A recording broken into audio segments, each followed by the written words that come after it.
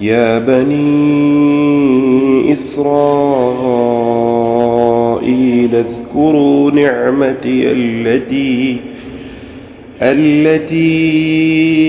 أنعمت عليكم وأوفوا بعهدي أوف بعهدكم وإياي فارهبون وآمنوا بما أنزلت مصدقا لما معكم ولا تكونوا أول كافر به ولا تشتروا بآياتي ثمنا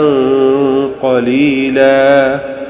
وإياي فاتقون ولا تلبسوا الحق بالباطل وتكتموا الحق وأنتم تعلمون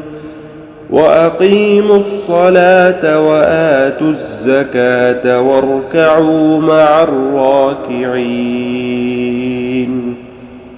أتأمرون الناس بالبر وتنسون أنفسكم وأنتم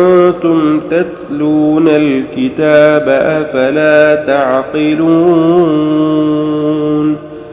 واستعينوا بالصبر والصلاة وإنها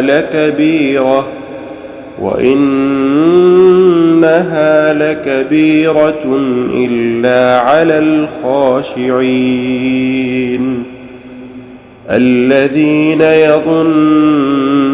أنهم ملاقو ربهم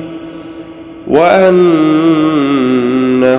إليه راجعون.